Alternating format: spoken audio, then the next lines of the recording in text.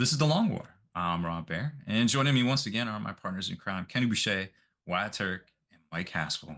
What's up, guys? Yo, dog, great to be here. Oh, what's up? Greetings and felicitations. There it is. He's back. Haven't heard that one in a while, huh? The legendary Mike Haspil, legendary author of Graveyard Shift and many more. Yep. So And we have many more. show notes, guys. We have Yes. so much stuff has happened S- in a very short amount of time, right? Like we just got back from LVO. We did a whole episode of that. It's Yeah. banging. Tonight's big topic, at least our cool title, is the 40K culture, the rise of Grimdark pop culture media. Oh yeah. Which I think is cool because we have Mike Haspil on the show, and I think he can speak to that quite a bit. And we also have a new Kickstarter project to promote for you. Is that right? Yes, that's correct. Yeah. All right, so we'll jump right into our award-winning Peabody segment. We'll roll out to the Cave of Wonders and touch nothing but the lamp. Then we're going to move into that information. Make sure I'm not muted like last time. No. Would you rather have as a best friend Jason from the Friday the 13th films Mm. or Freddy Krueger? Oh, As a best friend? He's your best friend. So if Freddy Krueger is my best friend, is he still out there doing like really fucked up shit to like everyone on my Yeah, The Is nightmares? Freddy Krueger. Is he going to be directing like since we're boys and we hang out a lot, I'm assuming like his new like kind of like location that he's doing a Nightmare on Elm Street situation on is like my cul-de-sac right here. Yeah, it's Nightmare on Your Street, dog. It's like Nightmare on Yeah, my dude. street except me. Yep. Oh, What? No. so like I'm gonna be like just waking up, drinking my coffee, grabbing the paper out front, and then there's just like a ambulance in front of some kid's house, and some teenagers got massacred in a mattress explosion, like almost every day until there's no one left on my street, or somebody defeats him. We can increase the radius a little bit so you're just where you live, your town. My town. Okay, so he's trolling my town. I think I can get away with that. Okay. Yeah, but even then, like, are you gonna be like talking about stuff that happened during the day, and then all of a sudden, like, then like, next thing you know, like, your buddies or like some random person that you bumped into that they're like next, like, I don't know, man. Like, what are you talking? Does Freddy about? Krueger like sleep during the day and work at night? Like, what's his work schedule like? Oh, I mean, yeah, I would assume he's on the night shift. Yeah. probably. Do you think he likes video games and shit? I don't know. I mean, Or do you think he's like time Maybe locked that's- to the 80s? maybe that's like discoveries you can make as part of your friendship. I feel like Jason would be more into gaming. He's not gonna say much. Does Jason talk, Mike? Is that like No. canon? no, he does not talk. He's a mute. He's like undead. Oh wait, but he wasn't undead in the first movie though, was he? Because it wasn't really Jason in the first Oh, it's right. Hasn't he? He's always been dead though, right? movie. Yeah, yeah. Yeah. Damn, He's I just forgot a zombie about that. man. So like he's always been a zombie. Sort of, kind of, yeah. Yeah. Like undead, not like he's not a zombie in the fact that like he has no mental faculty and he craves brains. He's like a ghoul. Right, but no, he's like dead. Like, in fact, in one of the later movies, you can see his face and it's like all rotted. Probably wears a mask. Yep. He's not feeling too but so he's got enough like self-awareness to realize like he doesn't fit in without that mask, which also doesn't really fit in. If I was friends with Jason, so is Jason just like on a murder spree all the time? Is that like his game, or is it just Yeah, that's his gig. so Yeah. like That's his job. He's like, so? "Oh, here I Is it go, just a murdering coincidence that he wasn't the murderer in the first one? But he was a believable murderer. That's why they. Well, he technically, if I remember correctly, it's been a long time since I've seen it. He did kill the last person in the first movie. again." Yeah. I don't know why 'Cause we're that was avoiding like the big spoilers for a twist. 40-year-old movie, but yeah. Spoiler That alert! came out like 2 weeks ago. Yeah. Oh, sure. Yeah. Just yesterday. But yeah, at the end, he comes out of the lake and kills the last people, the last person. that's right. That's That was a right. big twist. I forgot about that, man. It's been so long since I've seen that. Fucking so in both scenarios, They're still killing people. they're still killing people, but they're just not killing me because we're boys. Yeah. Hmm. But I mean, like, you know they're doing it, so it kind of makes you an accessory. Yep. Yeah. I don't know. I mean, Yeah, it's rough, but okay, so I have to pick a murderer, like a undead. They're both undead, right? Pretty much, yeah. Like Freddy Krueger's more of like a spirit, right? Like a vengeful spirit. He's a kind of a ghost, yeah. Yeah. He's a spirit. And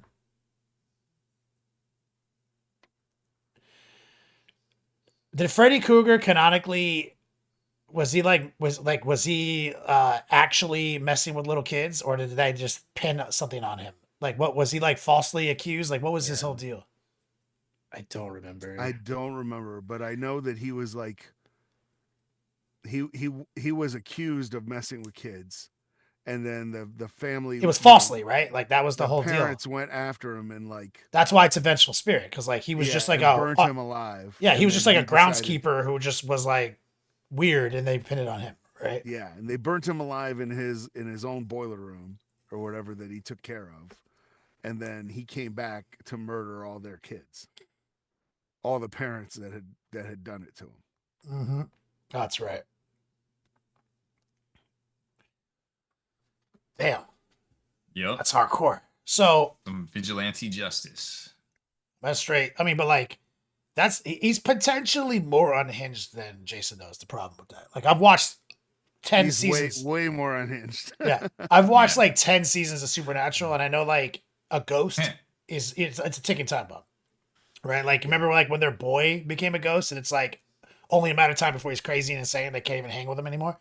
So it's like I've seen, and I take that as like that's facts, right? Like whatever's going on in Supernatural is real, and so based Yeah, on that, obviously. based on that evidence, I think that he's just too unhinged. I think there's no way I can relax around Freddy. You know what I mean? I wouldn't think so. But I do think, like, you know, based on like Shaun of the Dead evidence, I do think Jason could be someone who could play video games, and, you know, and be maybe like lightly chained to a desk. You know what I mean? And still like understand why I'm like, I need you to be I think chained you're to this still- desk. I think you're still rolling the dice on either. Yep. Does Jason have any known weaknesses? Can he be put down? I don't really. think so. I mean, they put him out in the space. Oh yeah. Yeah, what was it? Jason X, right? Yeah. They had some of the best kills out of the entire series. Yeah. Was in Jason X. Technically, a Ghostbuster could put Freddy Krueger down though. Theory. In theory. Yeah. I think the science gets a little wacky there. Now we're crossing Yeah. the streams, dog. Like what? Like what level of ghost threat would Freddy pose to the Ghostbusters? Oh, I mean, Big Extreme, yeah, dude. Yeah, extreme. He exists only in people's heads. Yeah, how you gonna shoot that? You gonna trap yourself? he would have to like manifest in the real world somehow. They'd have to Egon and fucking Dan Aykroyd would have to put together some fucking high level incense based, you know, fucking yeah. They have to ritualistic. make like a Inside ghost space. trap like sleeping helmet so that it could like Yeah. know. Like some sort of Rick and Morty episode, Inception Yep. style. Inception. One of the best but- episodes of Rick and Morty ever. Yeah. Inception, but with Freddy Krueger. it's not I'm tight. taking it. Scary Terry. Yeah, I think Yeah, I would. it's I think tight, I would yes. kick it with Jason. That's my answer. I would pick Freddy Krueger. Ooh, okay. and then Scary. Bold. Sell his services to the CIA. Oh, Ooh, okay. nice. Give him that government contract hookup. So he still gets to kill people. Mm, But like for, You're the targeter. for America, you're the targeter. Nice. I like it. it's like that other movie, Inception, the actual movie, Yeah. right? You're like getting people on airplanes and accepting them with Freddy Krueger for realsies, though. For Mhm. realsies. That's That'd pretty be messed wild. Up. I don't know. I guess I'd rather deal with something in real life than in my brain. I'm already dealing with the shit in my brain, right? It's probably Jason. Yeah, I just can't see myself kicking it and playing video games with Freddy Krueger without. I would just he's just so he's also on my he's also my personal pick for scariest movie bad guy of all time. Yeah. So like I just Yeah. can't, I don't think I can overcome that. Yeah. Like he is in your head, dog. You can't go to sleep. That's terrifying, bro. Like my lady's like, every lady I've met is like the guy from Scream's the scariest. It's like he's a guy with a No. knife. Scream was borderline What? parody, man. It Yeah. wasn't even I was like, scary. any knife wielding dude, I will just Spartan kick that dude into the pool, dog. Like, I don't give a fuck. At least I can pretend I can do that. Like, if this guy calls me, he's like, "You want to play a game?" I'm like, "I'm chilling in the living room. Let's go, dog." Yeah. Like, Freddy Krueger is like, "You want to play a game?" The tongue comes out of the phone, and I'm fucking in my Yeah. own fucking dream already. I'm like, Yep. Have you ever seen that meme of a guy who looks like Freddy on the subway and he's like all depressed? yeah. And it's like that's how Freddy would look in my head, in my dream. Yeah. I'd be like, bro, I live with this every night. Like, just you're just gonna have to man up. And deal Yeah. with it. Just do what you need to do, bro.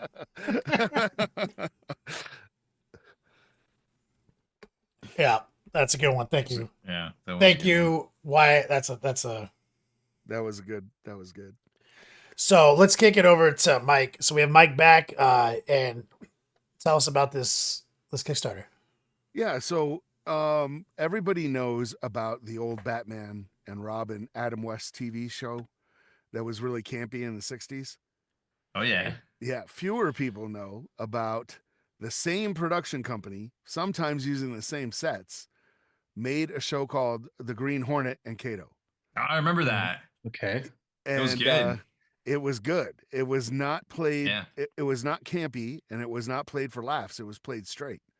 And for that reason, people didn't really know what to do with it because it was like a comic book movie, Mhm. but they expected it to be campy, but it wasn't campy.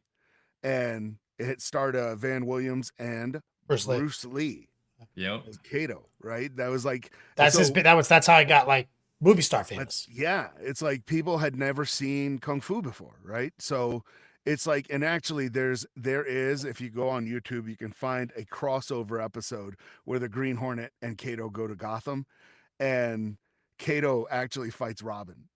Oh, and, tight. and Bruce is he's doing a lot of work not to kick the crap out of him. Because they're completely on different levels of, yeah, of, they're of action totally- stunt coordination. Yeah, totally different levels. But yeah, the whole deal with the Green Hornet is that he pretends to be a supervillain so that he can get in with the criminals. And they always think that, hey, why is the Green Hornet here? Oh, well, there's money to be made. I'm trying to get in on your scam, and all this stuff. And then he finds out everything they're trying to do and foils their plans. And then it calls But, in Bruce Lee and beats his ass. Yeah, it's essentially that. And they have the car. Somebody was like, Kara the Quinn, car, he yeah. would remember. The Yep. car was badass. It's called the Black Beauty. Mhm. Well, yours truly is heading up an anthology for the Green Hornet for that Ooh. 1966 version. And the Kickstarter goes live tomorrow. So please go check out the Green Hornet, and it's called Detroit Noir City Kickstarter. It's already up there, but it's like, the notify me when it launches. It launches officially tomorrow. Oh man. And we have Detroit, some- New York City. I love that. Yeah, Detroit Noir City. And we have some really big hitters in there. So Timothy Zahn is in there. Mm. Oh, If you guys okay. don't know, he's the guy who invented Thrawn and wrote He did some Star Wars work. He did some incredible Star Wars work. So he did the original sequel trilogy, Heir to the Empire, and all that stuff that came out in the 90s, I think. The what is it? The boss, the Vong. Yuzan Vong. That's it. Yeah. He did all that stuff and everything like that. We also have Kevin Anderson in there. And Kevin Anderson did a lot of Star Wars work, I Jedi and stuff, but he's most recently known for a little thing called Dune. He was working with Frank Herbert's son to expand the Dune universe, and he's working on HBO's new show. Oh, okay. He's Interesting. doing that. We have one of the original writers from the Thundercats. We have one of the guys the guy who wrote Fable, whose name escapes me now. Fables, the comic series, the graphic Oh. novel series. Oh, okay. We have all kinds of stuff. No, not Frank Herbert's son. Frank Herbert wrote Dune. I don't, but I'm just responding to the chat. And it's like, but yeah, we have a huge lineup. Keith DeCandido, who does a ton of like crossover IP work. He did work for Aliens. He did work for all kinds of stuff. He's in it too. So there are tons of great short stories in there. So we're just doing a Kickstarter. So it's an to anthology launch it. It based is an on anthology. 1960s Detroit and 1960s superheroes. Detroit and the Green Hornet and Kato. So it's secret societies, pulp action, you know. Who owns the rights to that? Did one of the right big now it's Moonstone. Right now, Oh, so I guess my question would be like, did either of like the big comic book people ever pick up the rights to that? I think DC had it for a while. So is like, is the Green Hornet part of the DC collection of continuities? It might be at one point, but this is not. This is strictly branched off from the 1960s. Gotcha. The 1960s TV show. Like in fact, when we were told to write the stories, we were told write it as if you were writing like season 2 of the show. Of the show. So it was a lot of fun to do. That's and it's awesome. Like, Very cool. Back when justice could be, criminals could be stopped with a right hook. How? So it's a lot of fun. Bro, that's wild. Detroit City Noir. Detroit Noir City. Noir City. Yeah. Kara Quinn says he was born in Detroit in 1960, so he has to go buy it. Oh yeah, definitely. Yeah, that's a fact. So it's very cool. Yeah, I think you were telling us about this like one of the last times you were on the show that you were writing something like this. Yeah. You were couldn't officially announce it yet, but now it's all out in the open. Yeah, that's like, yeah, like, dope. I'm excited. I think you told me some crazy shit, and I was like, and I'm excited for it. yeah. I had a lot of fun writing it, so it was really cool getting into that kind of pulpy action adventure. You know what I mean? Where it's like they don't carry machine guns; they just carry like the Green Hornet gas gun, and Kato's like throwing shuriken at people. And remember that Pete Holmes sketch where he's fighting the bad guys and there's penguins there and Commissioner Gordon, and he does like the back hit and all the little bat knives on his like thing just stab that guy in the neck, and he's like, yeah. He's like, you killed that guy. He's like, what? No. He's like, you don't understand. Like when bad guys fight me, they get really tuckered out. They gotta just take a nap. And he's like, Gordon, you see this, right? He's like, yeah, this is. Oof. And then the next guy shows up with a gun, and like Batman disarms him and takes the gun and like shoots a different guy. And he's like, what about your rule? That's a gun. He's like, this is a gun. I think it's shit like that, dude. Like the shit was. Yeah. Like but it was a lot of fun, and then to like just cross over to the topic of the show, with like 40K becoming mainstream, because of Space Marine 2. I was in this is at my day job. I'm in a corporate meeting, right, with the CEO and CFO of another company. We're like on a Teams call, and they're like, hey, do you have time to hang out after the call? So I'm like, okay, I don't know what they want to talk about or anything. So most of my company drops off except for a couple people because they're thinking we're going to talk business. And they go, hey, I heard you wrote for Warhammer 40K. And I'm like, yeah. And they're like, we've been playing Space Marine 2. What other books should we read right now? I was like, are you kidding? Like in a corporate meeting, and these dudes are not young, right? They're like my age. And they're just like, how do we get into 40K? That's a loaded question. It was like, yeah, exactly. I was just like, well, but these guys have disposable income. I was like, oh, you have money. That's step 1 and 2 and 3. Step 1. That's like the flow chart of rules even is a little precarious at times. But it was just kind of that's where I think 40K is going now. Like it's like I literally at the end of a corporate meeting, folks wanted to talk about 40K. So it's an exciting place. Oh yeah. Well, let's advance this show. Let's move into our news segment, hit a commercial break, and then let's talk about Astartes too. So, Oh Rob, yeah. Oh what's gosh. what's going on? What's happening right now? All sorts of stuff. So, Rocky Mountain Open tickets went on sale. If you're looking to go to that one out in Denver for the ITC, that's in going to be in early March. But also, I guess there's a less than a month to Cherokee Open here in the States. So that'll be a good one for most people. I think a lot of folks are looking forward to that. And then of course, Adepticon is, gosh, I think it's less than 2 months away now, as of like 2 days ago. So looking forward to seeing everybody at that. We got, I think we're sold. I think Long War doubles tickets are sold out again. So we got 144 teams plus a wait list again for that. But if you're not playing, definitely come by the event area. We don't know where it is yet. Apparently, it's 4 stories at this convention center. I don't think all 4 are being used for this event, but Holy shit! 3 of them apparently are being used. Yeah, you see that we're going to Milwaukee now, Haspil? Is that the old Gen Con I think it convention center? is. Yeah. I don't know. think someone It's said in that. the Baird Center. Yes, final answer. Oh man, that would be like downtown. going back to my old haunts. I think they just renovated it too, so it's probably like brand spanking new to you. Yeah, I'm so it's sure. in Milwaukee, huh? Yeah. Yeah, it probably is where Gen Con used to be, because I think that was 3 stories or something. Maybe I mean a quick Before Google they search, moved we it could, to Indianapolis. Huh. Interesting. yeah, because I'm sure it started in Lake Geneva, and then it probably outgrew that regionally, and then eventually it probably went to Indy. But I don't know the It went to backstory on that one Milwaukee. It went to for a while. Milwaukee after Lake Geneva, because Well, that's this when I one's, started going. Was when it was in downtown Milwaukee.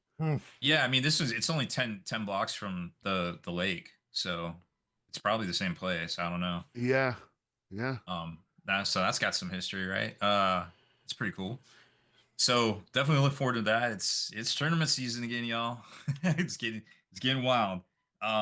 So that was kind of some bookkeeping on the events side of thing there.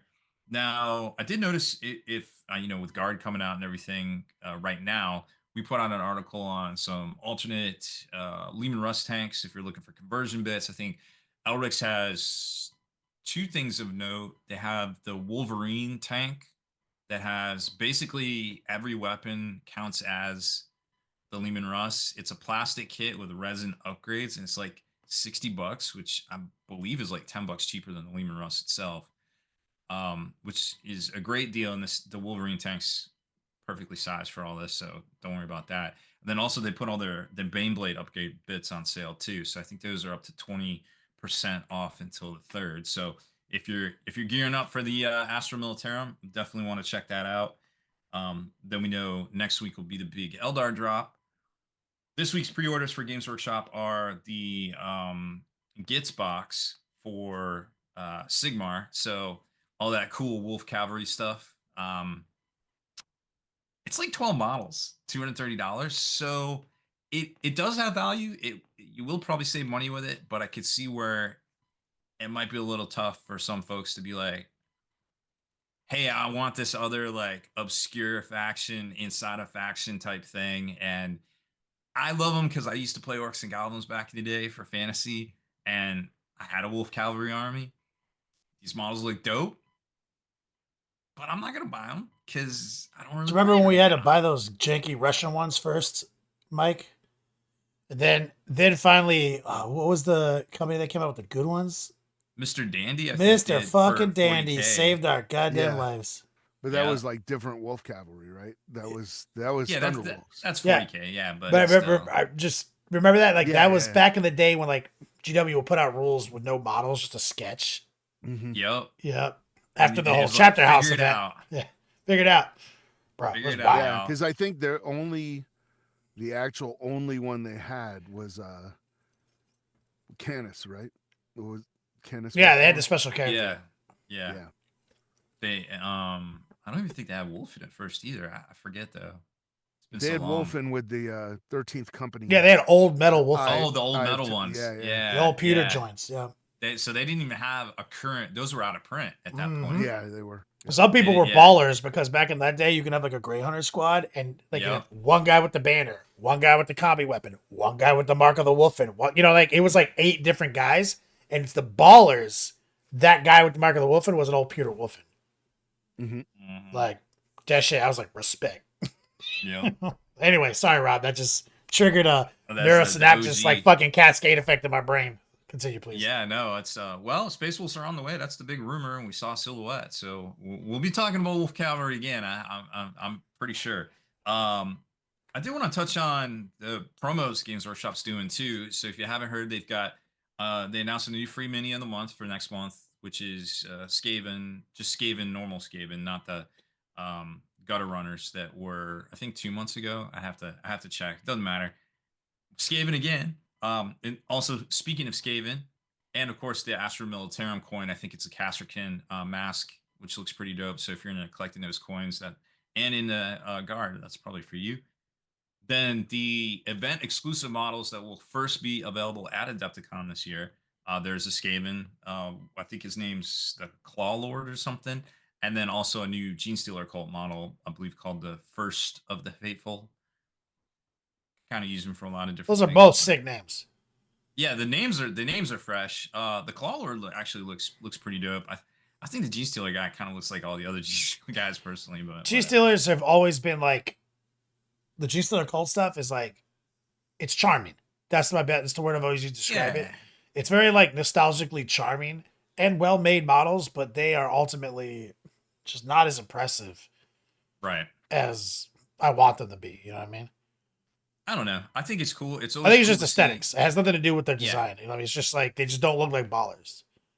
Right. You know, I don't know. They got some character, but I they feel do. Like, They have a lot of character. Like it's hard to put my like to describe it. It's like I don't have any issue with them at all. Like all the models are unique and fresh. It's just it doesn't support my power fantasy. You know what I mean? right. And I feel like there's a lot of options in the character slot for Gene Stealer Cult currently. So it's like it's cool, but there's already a bunch. All right, if you play the faction, cool, why not? Whatever. Or convert them for something else. Who cares? That- There's always something fun to do.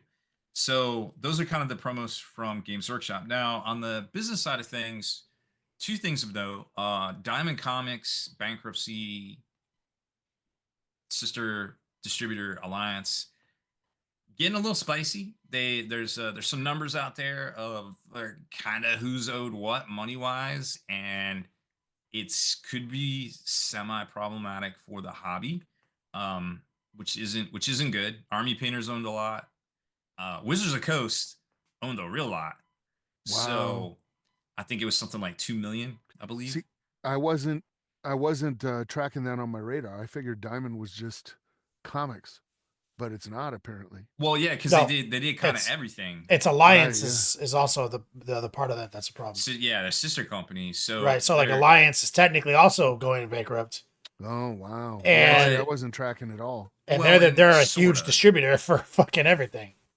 And the Yeah. other problem is on the comic side that random was it Penguin Random House? You know better than me, Haspil. Mhm. Yeah, Penguin Random House. They're a book publisher first and foremost, but they're Yeah. also started doing comic book distribution when Alliance was, or excuse me, Diamond was effing up, during the pandemic.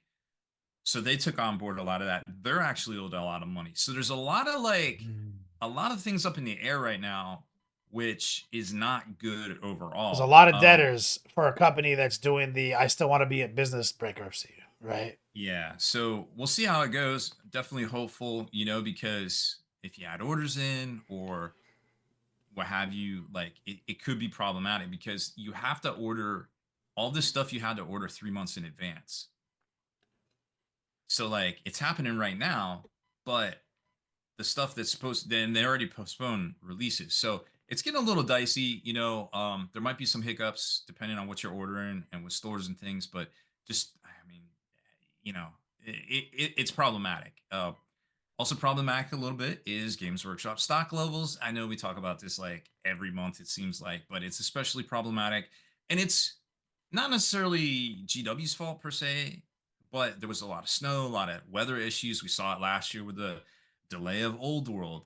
You know, a lot of folks couldn't get into the office, a lot of warehouse workers, et cetera, et cetera. So not only is there production issues, but there's also shipping issues. You know, a lot of retailers got 3 weeks worth of pre-orders all in at once last week.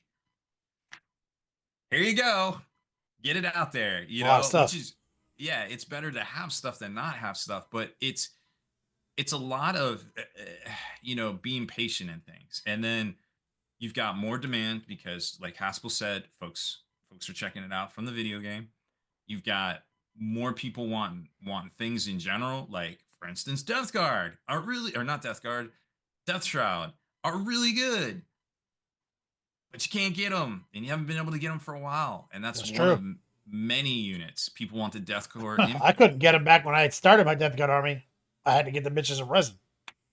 Yep. So there's a lot of problems out there, but you know, so you definitely got to have copious amounts of patience. Now, looking into February, um, I think February is going to be really exciting. There's a lot on the horizon. Single releases of Deathcore minis, plus the stuff that hasn't come out yet. You know, plus the codex will come out for Astra Militarum, so that'll all be legal. It'll be in the app, etc. You know, all the stuff that hadn't come out yet. Plus, we'll probably see the army box for Emperor's Children, which looks super fresh, and I'm sure that will do really well. Eldar probably see some sort of second wave because we know what the combat patrol is, and it's not out yet. So there's still some more Eldar to come out. Surprise, surprise. Maybe Karandras really is lurking in the shadows out there. We just don't know. We just don't know. Well, he's not in the codex, so we'll see what happens. Yeah, so I'm thinking it's gonna be one of those like, here's the data sheet download dealio, you know, whatever. Which one's That's Corandus? Striking Scorpions guy. yeah, the Scorpion guy. Seems like an oversight to leave him out of the codex. It supposedly literally is an oversight. They Oh. forgot about him. Oh my god. That's the story, but hard to say for sure. That's a, He's isn't that like, super isn't that like, sneaky. is that guy like a Phoenix Lord or something? It is like a Yes. Phoenix Lord. Are those guys like a big deal? Yeah. People like- get him and Drazar mixed up all the time. You know, I get it. I get it. Like fuck. Whoops. Yeah. Oh well. It happens. So that's kind of the big stuff on the horizon. I feel like maybe there's something I forgot. Let me know in the comments. I'm sure somebody will tell me, hey, you should have talked about this. But All right, let's maybe take a we'll quick get it next commercial time. break then and fucking see if we can make us some time and talk about some pop culture nonsense. Okay, we're back. So the first topic. What do you love? I love pop culture nonsense. Oh yeah, and we have Mike Haspil. That used to be his segment. I know. Was Haspil's Yeah, corner. Yeah. not anymore. So, I'm not, What? but I'm out of touch, man. I'm living in the 80s. I love it. That's basically pop culture. I mean, it's all, dude. That's that- relevant. Culture So- stopped advancing past the 90s. We all know. Yeah, honestly. Yeah. So I let's. did a so- podcast called the Gen X problem, and that's exactly what it was about. That like that instead of making new stuff, except for like Harry Potter and the Matrix, In the Matrix, yep. we're just still living in 80s franchises. yeah, that's so accurate. And Like time stopped. but let's talk about Astartes 2. Okay, we're gonna start with Yeah. Astartes 2, and then we are gonna segue Yes. from Astartes 2 into the rise of Grimdark in pop media. So Okay. Mhm. talk about it. What happened? What happened with Astartes 2? Trailer dropped. Yeah. The promised trailer of 3 years ago. Yeah. I mean, Or the promised when you show, I see guess. when you see the quality of Oh, his bro. work, I mean, like 3 years is kind of like fast. You know what I mean? And I think he's also been steadily working on stuff for Oh, Games yeah. Workshop this entire time. So I mean, like, Well, if you look at his sizzle reel on his what is it, Digital Skeleton, I think brand that he rebranded and launched today too. He has the stuff from the Amazon show in his Mhm. sizzle reel, like it Mhm. was Yeah. his. well, he was credited. Yeah. Oh well, we knew. You could tell as soon as you start watching it, it was his style. But yes, so I mean, and it is coming out in 2026 too. So we still What's got this guy's an extra name? year. Sayama Peterson. Yes. Mhm. So it's cool. He's got a Patreon. You can definitely contribute to him. if some of his other IP stuff, which Where is did also on the Astartes sizzle leave reel. us though? Like I'm trying to remember. What do you mean? He walked down the canyon and it He looked got his like arm blown off. He like Yeah, he Yeah. was like teleported to hell. yeah, Yeah. and he's like just like I'm a bad motherfucker. And he took his helmet off. He's like got no arm. He's like let's fuck. Yep. Okay, that's okay. I'm Basically. calm. That was, That was- the sickest short of all time. That series was so preposterous. He I gets mean it. Like the part, dude- my favorite part is like when the psychers are trying to like talk to the sphere and a demon's infected him, and like the fucking Inquisitor, or no, the fucking like captain just instantly puts one through the dude's Yeah. head and calls Yeah. fucking. Yeah, and then it his wasn't boy in so- the back is just like bop, bop, bop, bop. Bro. What? And it was crazy because Mike Haspil pointed this out to me, and I rewatched it so many times after that. But like, you never hear the Space Marines are making gestures because you can't hear what they hear. Yeah. And I They're thought, all, and like, after I closed rewatched it comments. several times, I was like, that is such a sick detail. Like, Yeah, They're- they're talking to one another, but we can't hear their Eh, communication. but how sick, because in any modern storytelling, we all know, like, Mhm. for example, it's not enough to see Iron Man flying around. We have to have that camera shot, which is like, fucking Tony Mhm. Stark in him his in the helmet. Yeah. like that's not In the Jarvis. it's utterly unnecessary for storytelling, right? Like we don't need it. We don't need Optimus Prime to have lips. We don't fucking need Mhm. it. But like everyone says we do because we can't connect to the character without it. And I'm like, but I already connected Optimus Prime when he didn't have lips and he was a fucking 2D cartoon. You know what I'm saying? I had no problem with that.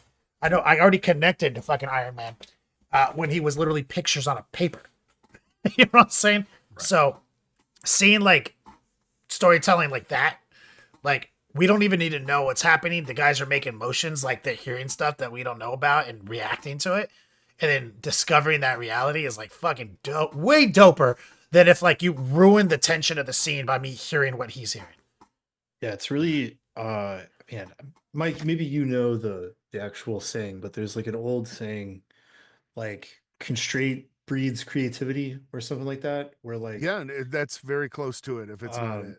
because the guy he was a one-man operation, right? And he's an animator and an artist, but he's not a composer, he's not a voiceover guy. He doesn't have the funds to like hire professional VO.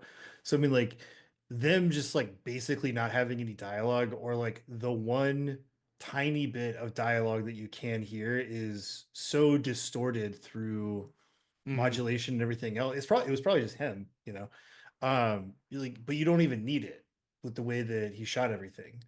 Yeah. And I watched it so many times. I think for me, the reason that his stuff works so well is movement and timing.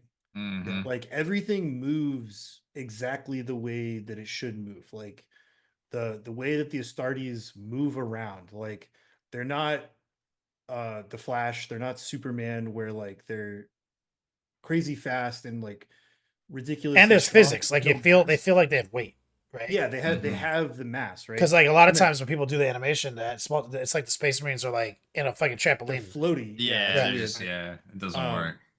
And I still like one of my favorite sequences or shots is where they're like sprinting down the hallway. Yes. Mhm. Yes. And the timing of their footsteps lines up with the rounds per minute fire rate of the autocannon that starts shooting Yes. at them.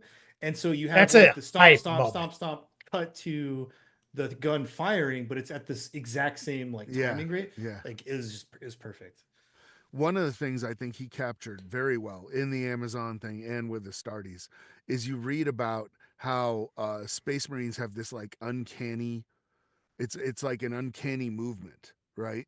And the way I've likened it is that when you see a bear and a bear starts moving fast, you're just kind of like, something that big shouldn't move that fast. Yeah. Yeah. Like, immediately. And that I've always equated that with like Space Marines when they describe like this guy in like 800 pounds of armor, or 800 pounds in full Yeah. So armor, it's like is just moving faster than a normal human being could Yeah, when you move. think about it, like they move 6 inches on the board, and so do guys in t-shirts. Yeah. Like, you know So what I it's mean? just like, oh crap, like that should not be moving as fast as it is.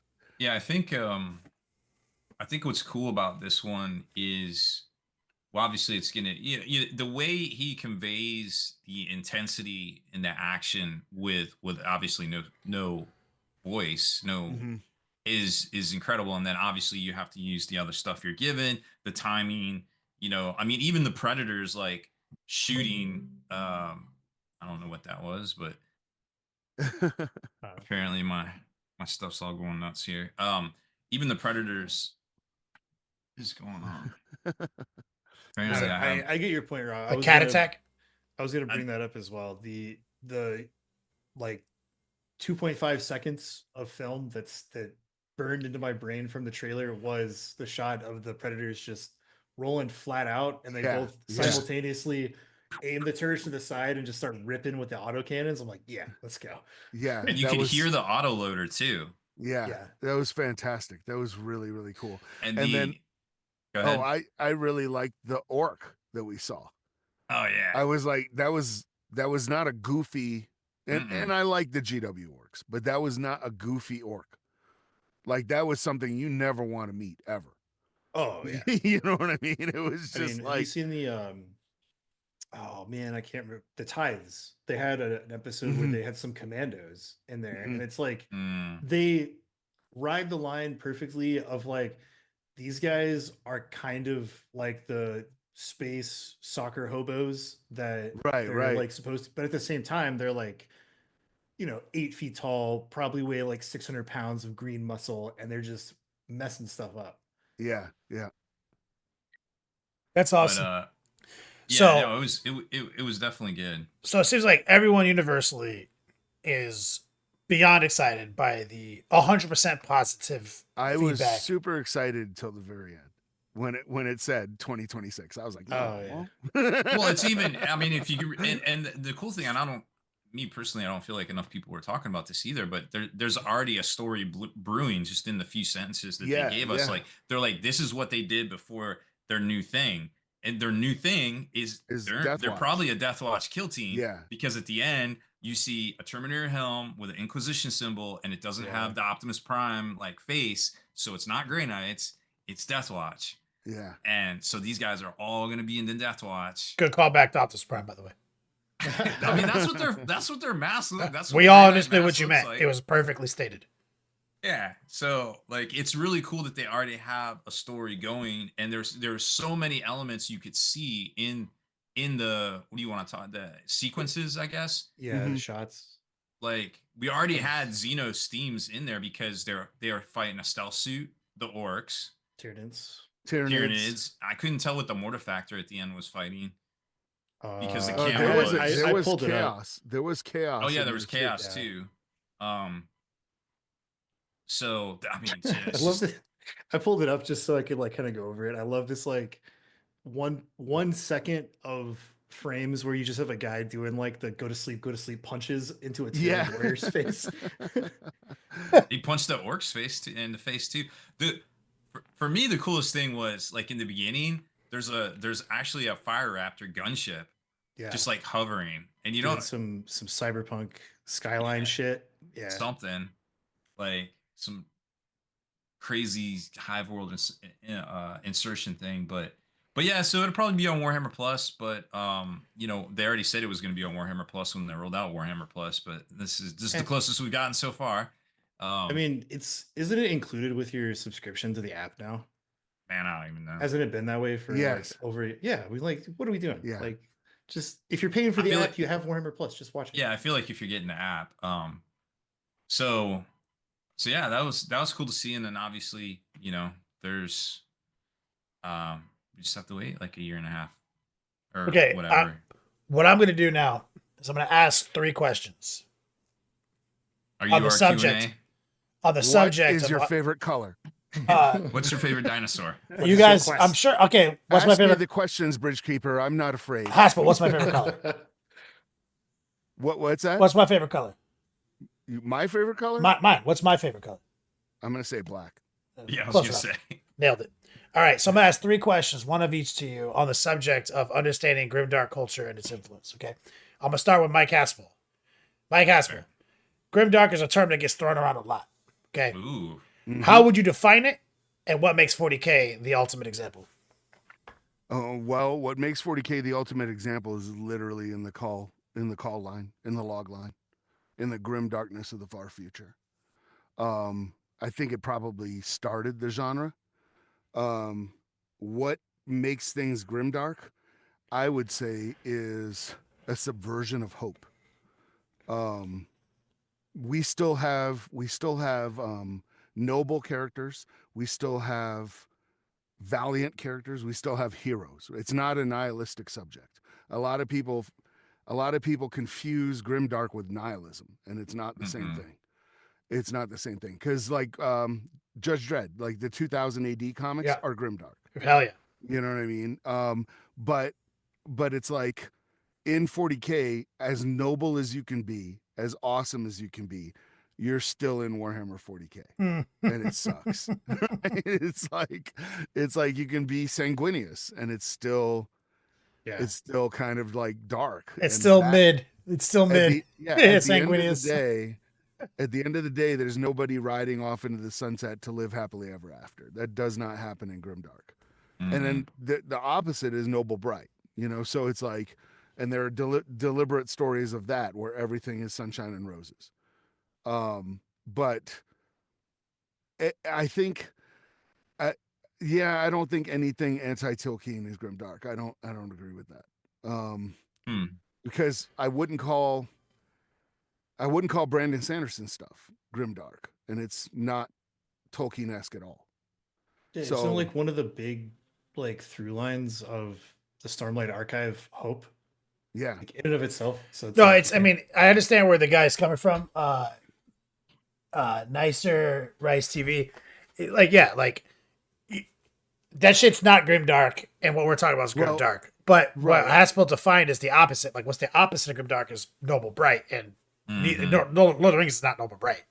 No, Like- but like I think when he says anything anti-Tolkien is grimdark, I think he means, and I'm putting words in your mouth now. I think he means anything anti-Lord of the Rings is grimdark, because if you read like Children of Hurin, that's pretty dark. If you read about the like fall of Thangorodrim and the fall of Gondolin and a lot of the Silmarillion, things do not turn out well for people at all, like remotely. Especially in, like Children of Hurin, it's really kind of a downer of a story, you know. But that's my 2 cents on it. That's my take. I think that's as concisely answered as humanly possible. That's why I was happy to ask that one Yeah. to you. So, was a Because good one I for knew him. I knew you would school us on some of that, which I really appreciate. But for this one, I think is perfect for Wyatt. Hmm. If Warhammer 40K didn't exist, Wyatt, Hmm. what franchise would fill a grimdark void in pop culture? Which is a good question. I saw the show notes earlier today, and the first thing that popped into my head was BattleTech, Mech Warrior. I knew you were gonna say that shit. That's why I asked it. I hesitate to say it though, mostly because like there are a lot of aspects of BattleTech as it is like shifted over the years that isn't necessarily grimdark. It's more just kind of like generally dystopian. Um, like you could kind of say that anything that is built from the ground up on like technological stagnation and like perpetual like cold war between like massive political superpowers, it could be grimdark. But I mean it's pretty close. Like No, I knew you would answer. I knew you would say that, and also I knew your Mhm. answer would make sense. Like this thing, yeah, and I mean because like imagine 40K never existed. It didn't happen.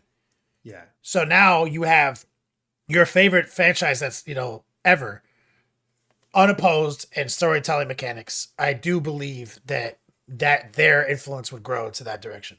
I mean, they even tried a skirmish version, like I guess maybe with the clicks you could say, but it could have even turned into something that big, Mhm. you know, yeah, it could have. excuse me, not skirmish, like full. Well, the Alpha Strike version of Yeah. BattleTech is pretty big. I mean, you play it on a 6x4 table, and you have like 20 or 30 mechs aside. Mm-hmm. But Yeah, if they they've ran their slimmed game down the unopposed, game. if they ran their game unopposed, really the only thing that held them back is popularity and play, right? Like, and You just have to kind of stay. and You just have to kind of stay in your lane when And the somebody parent else. company, the parent Mhm. company. oh yeah, didn't yeah, like kinda- because like people will say like Warhammer 40K is kind of like a kludge of a lot Mhm. of pop culture stuff and different ideas and like you know people kind of confuse homage or reference to like stealing. And the difference between BattleTech and 40K is that like when they actually did make BattleTech, they literally did steal shit from other people and have been in protracted legal battles like basically as Yeah. long as like we've ever like the last 20, 30 years, right? Because of they were like we stole stuff from artists that was licensed to other companies. They like literally like didn't know about it. They thought nobody would find out. And then Mhm. it became this whole thing. It's why they have the what are they called? The The unseen mechs. unseen mechs. Yeah. Because they stole them from like Macross and Votomes and Dougram and like all these Mhm. animes and stuff. Anyways, like I think there's an argument to be made that if 40K never existed, that BattleTech would have evolved Into into that niche. Yeah. yeah. Yeah, you could. And I like where you Definitely could also see took that. it to this. I like how you took it to a tabletop franchise too. Because you're right. Like that game was when I started 40K, people were playing the shit about Yep. like they were playing the shit of it, and so eventually they kind of got pushed out because of the the meteoric rise in popularity that third edition, fourth edition 40K started like cultivating. If that didn't happen, Mhm. we would have filled our fucking heart void with fucking BattleTech. Well, when I got into the hobby, I played BattleTech. That's what we played. And then I was playing 40K, but I didn't know it was 40K. We played Space Hulk. Mm-hmm. And Mhm. that's what we knew. We knew it From as Battle Space Hulk. That was Masters it. for.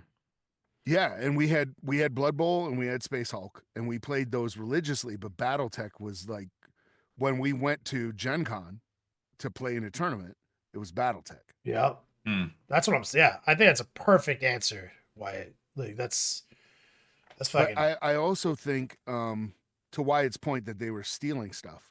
I think these guys at that time, going back to like Gygax and stuff, because if you remember, like the original deities and demigods was full of IP stuff that was taken from other people, like Lovecraft, right? And it's like they were making stuff for themselves and their friends, not they had no intention of things blowing up to Yeah. be huge. So if somebody liked a Veritech, they were like, "Oh, there's a Phoenix Hawk, and it looks just like a Veritech, right?" Yeah.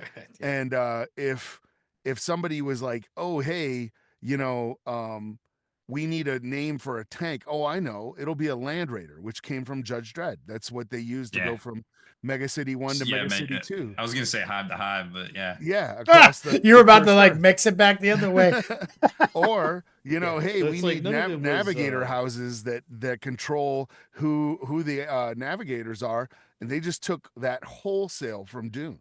Mhm. Like Ah, so much so comes much from from Dune. Dune and from yeah, and I from don't think that any of it 2000 was AD. like malicious. Yeah, it wasn't No, it's malicious. not Yeah, malicious. It's just They when they started their business, they didn't start it tight. That's the thing. They started as like a yeah, it was just like like they started as a bunch of hobos doing cool shit, and then they're like, we got to tighten our shit up they because copied the homework too well yeah, is what yeah. happened. And in fact, like why the Space Marine chapters are the way they originally were, because Dark Angels were based on American Indians, like Native yeah, Americans, they were if you native. Yeah. remember. Well, the Um, Deathwing, yeah. Yeah, it's because it's like Priestley and those guys were in college and they're taking like world history classes.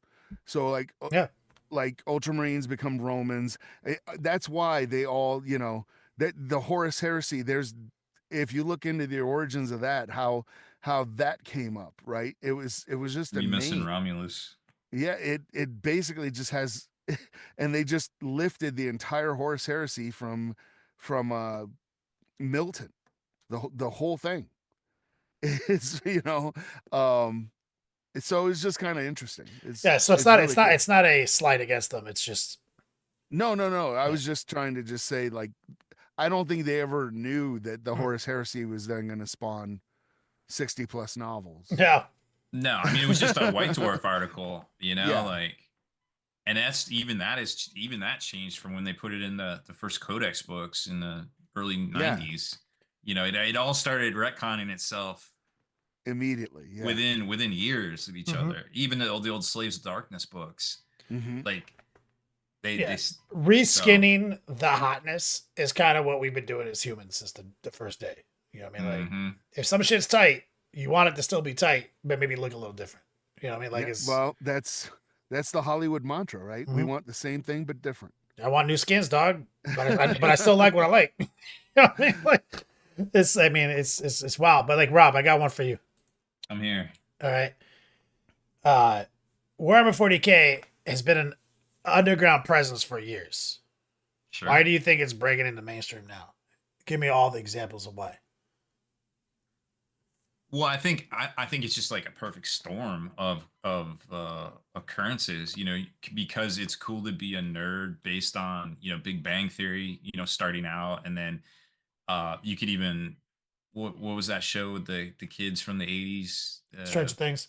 Yes, that came out, and that was like that introduced a lot of folks to For D&D. sure. Well There said. was just literally Madison Square Garden was full of people watching a group play D&D last weekend. Like, Really? Oof. when have we ever seen that before? Like, literally the Knicks jersey retired, hanging from the rafters, and like the big screens is like people playing D&D. It's wild. It's wild. Like, That is awesome. I didn't know I that. mean, like, where else would you see that? You got like, it's just, and that's where we are in 2025. Yeah, and I almost like that in you're. 2024. Yeah, you're not talking about the obvious low hanging fruit here. You're not talking about like we got Amazon, we got Henry Cavill, we got Space Marine 2. Now fuck all that. We all know that. Like, let's Well, go that back. just put it in the Yeah, feeding frenzy. we all know that. But Let's step it back. When is nerddom started? Because it's really like, when did nerd become pop culture? Like, when did that become cool? so I would say what also helped was Dawn of War series of video games in the early 2000s, because I knew when I opened that store in Richmond in Yep. 2010,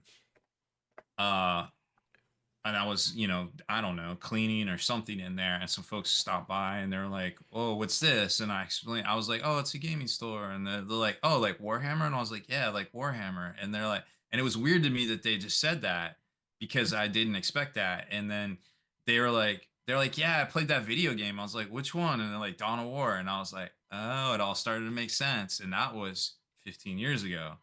Mhm. So like that, I think, The Dawn of really War kind. cutscene from Dawn of War 2 Oh, with the orcs. for like no from Dawn of War 2, the one with like the Two, nids the and one the, with the dreadnought. yeah, the dreadnought, the Eldar, The Banshee. and Yeah. Banshees. dude, Yeah. that cutscene remained.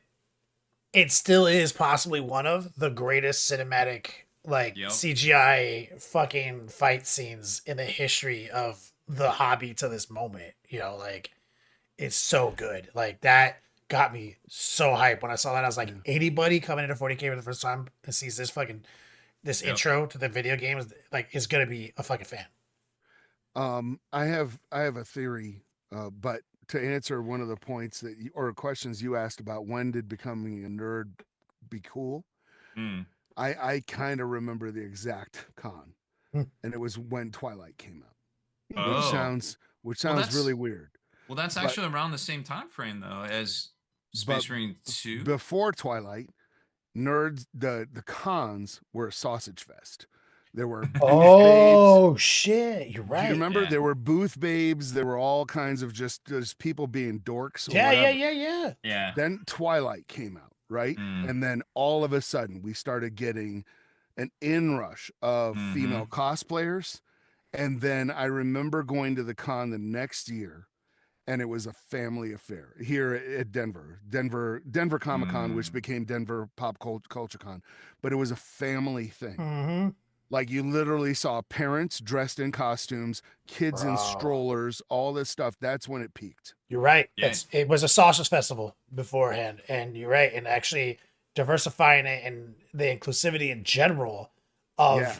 something And of that then franchise. That you're right. You have to kind of give a little bit to the Twilight Mhm. franchise for that. yeah, Like, and right then is when like Iron Man hit, the four big pre-Avengers movies hit. Mhm. So it's like my mom got into that. Like, she saw Iron Man, became a diehard Marvel fan. Yeah. Like, it was No, just nuts. someone in chat said like the ladies made it popular. Yeah, you're right. They did. Yeah, they did. They Because did. we oftentimes do things as men, but to like for female attention, right? And also we're constantly seeking validation and approval from our spouses, or everything from society, pressures, everything.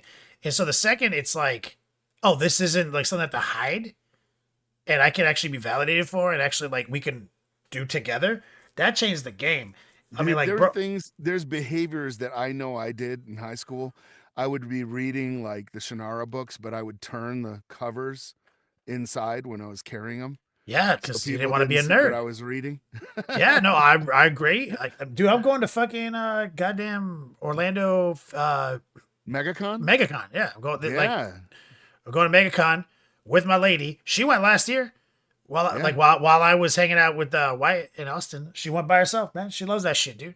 MegaCon's a good con. My mom went last year by her. Like she went. My mom went. My mom and my girlfriend went last year when I wasn't even at home, dude. Like they just were like, this is dope. Like Yeah, and like- now the downside though to why I think 40K is ascendant is all the old gods are dead. All the old franchises are zombies now. True. 40K is fresh. Yep. And I like It what is. It's fresh and different. I also want to kick it back to Rob for 1 second. I love your Big Bang Theory analogy too. Like I forgot about that show. That show hit, right? That show hit. And it made it fully normalized and made fucking nerd shit cool. I'm talking like these dudes are turbo dorks in that show. Right? Oh yeah. I mean, we had spin-offs of that show. I mean, like that show was worldwide popular. Like, and I never even thought about like the ramifications that would have. That's a really good example. I think a lot of it all together, like the I didn't even think about the Twilight, like Haspil was saying, but that's Twilight about the same, blew my same mind, time but frame. yeah. And and now Now we're when I seeing go it. to con, it's when I go to Dragon Con or something, it's pretty much a 50-50. It's 50-50 Dragon Con Yeah. for sure. Yeah. It's not a sausage fest anymore. Oh, I In mean, you're fact- right. Like I'm thinking about, I'm going to MegaCon, right? And it's like me, my lady, my mom, and my aunt, my lady's nephew. Like, we're out. They're straight out numbered by the ladies, dude. But Yeah. it's a family thing now. It's like yeah, Mhm. we're going as a You know? family, dude. Like straight up, Yeah. dude. And I'm not in like, bro. It's like that is a good point. And like when you think about like even like just in general, Warhammer 40K, female attendance is on the hella rise. Like, but that's also I think a challenge to Amazon, because it's like, how do you keep Warhammer 40K as grimdark as some people would want it, mhm. right? But when the nerddom who's getting into 40K kind of is not leaning towards that. It's always the Well, man, I mean, it's that's- just yeah. it's literally just it's a matter of opinion, right? So like we've seen in the past 10 years what 40K is according to the people who make it shift a little bit from the way it used to Mhm. be. It's gone through many phases, right? So like when I got into 40K, probably around the same time or a little bit after you guys did, you can see this second edition Blood Angels Codex behind me. Mhm. Everything was wacky and colorful and, Oh, and yeah, punk yeah. rock. Yeah. Like it was kind of a joke. It was fun. And then we had like that period of probably I would say like end of fourth edition, starting fifth edition Yes. Yeah, I is would when agree. it started taking itself way too fucking seriously, and it went like way in the opposite direction. And then they're like, well, we're kind of want to bring back some of those other aspects of 40K because it was kind of more fun back then and more people liked it. And that's when we get into like kind of the internal community culture war of like, no, we want it this way. And the other people saying, well, we want and it then the Horace this other Harrison way. novels came out, and that kind of doubled down on the like hella serious vibe. Yeah. And where prior to that, it was just us piecing together dope lore from like codex snippets, Mm-hmm. But ultimately, I feel like the pendulum is moving in the right direction right now. Like I was a little nervous the last couple of years, but Well, as I think the challenge to it is to make it really dark without it being nihilistic. yeah, that's well Um, stated. I think they can do like it. like Dune did. Yeah. The Dune movies walked that line. Especially when you see the Harkonnens. I mean, they're as dark as it can get. Yeah, Right? I think you could possibly agree with this point. I think the best thing they could do is take the stuff that like obviously we cannot depict this. It's Mhm. important. Like, and the best thing they could do is just forget that shit exists. Don't even mention it. Don't talk about it. Just like they did with Dune. There's a lot of shit that Baron Harkonnen does that is like reprehensible and like you Oh yeah. cannot Oh put yeah. that Yeah. shit on film, right? And No. so they're just like, we're just not even gonna bring that shit up. We're Yeah. gonna That's show why that he's a I'm. really bad guy and your imagination can do the work. I think if they do that with any type of visual depiction of 40K, they'll be fine. And the issue comes in if you come in and you're like, not only are we changing this, but we're gonna like make sure that everybody knows that we're changing it. That's where people get kind of upset about stuff. Whereas if they were just like, we're just not gonna mention that they have like human lobotomized slaves, we're just gonna have that Right. as You're just like gonna just there's just show a gonna be servitor and servitors, don't yeah, even in the background, like or in like Space don't Marine 2, explain it. where it's just kind of like they're almost like comic relief in a few places. Hmm. Like just don't mention that shit and there won't be a problem. Right. Yeah.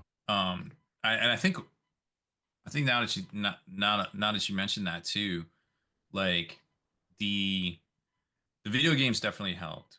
The shows helped, right? And now the way that the secret level show on Amazon rolled out, like I think they're going to take a look at that because I think it did pretty well, Hmm. and I think that might be like kind of the template for future stuff that they do, like But how to yeah, make I it got dark but not too dark. exactly because I got a lot of questions to like Wyatt's point on, hey, who was that guy in the box? Right. But I didn't get a whole But lot of that doesn't questions matter. of why was Yeah, he in the box? Like, He's just their little psyker gimp, dude. Don't worry about him. yeah. right. Don't worry But about that's, him. but they, I just thought it was interesting that they were saying, who was the guy in the box? Not why was he in a box? Like they were pulling him around. I think It's that, for his own good. It's for his yeah, protection. it's for his own It's protection. safe in the box. It's safe in the box. But it's just kind of cool, and just roll with it. And I had to explain like to some folks what the demon was because they didn't really get that. Oh, about the chaos. Yeah, they didn't understand, and it didn't need to explain it, right? It was just Hmm. like, hey, it's obviously bad news. It's killing Yeah. these guys. Unknowable cosmic horror. That's what demons are Yeah, supposed to Yeah, do. I mean that's not yeah, when you got like the whole gosh, Lovecraftian stuff, like Mhm. that's yeah, not unheard of. He's not even no, like. Like I said, so I like what I like. New skin, bro. Yeah, Yep. Like that's great. cosmic horror. Let's go. yeah, Like that's bad shit. Well, another mean- thing too that's like so that like really is engrossing in the hobby is the fact that there's so many different warhammers. hmm, Like there's the books, there's the figures, there's the competitive scene, there's the hobby scene, there's pick a actual game too, like Yeah. um all of it. Like and you can go from you can go from scheming and making army lists to hobbying on stuff to not playing as much, but you got the idea, et cetera, et cetera. So it's very engrossing in the both in the universe and the hobby itself. Oh yeah, man. Well, good job, guys. Let's We did it. we did it. We got through our show notes. You guys answer these questions like goddamn legends. Hopefully, we see more by Caspel. All three of them. Open invitation every week if you're not working your ass off, dropping Kickstarters and fucking writing Green Hornet novels. So we get to do it old school. Haspel gets to Oh. gets to use his quote system, and cool. then Rob takes us out. So we're not doing our gagging right now. Why? All right. So before I take us out, remember Kickstarter, Detroit, Noir City, the Green Hornet, and Cato goes live tomorrow. And then for our quote, this one's kind of obscure. So I'll see if I can even remember it. So, hey, it's all ball bearings nowadays. Now, you prep that Fetzer valve with some 3-in-1 motor oil and some gauze pads, and I'm going to need about 10 liters of antifreeze, preferably Pennzoil. No, make that Quaker State. What the fuck is that? No clue. Sounds like the Google that shit. Oh my god. Yes. All right. I was waiting to see if somebody in the chat would get it. Somebody get it? Not yet. Oh man. No. It's Fletch. Oh gosh. I haven't seen that movie in a very long time. Wow. That's an obscure quote. Speaking of remakes, you know they remade that? No. With John who? Hamm.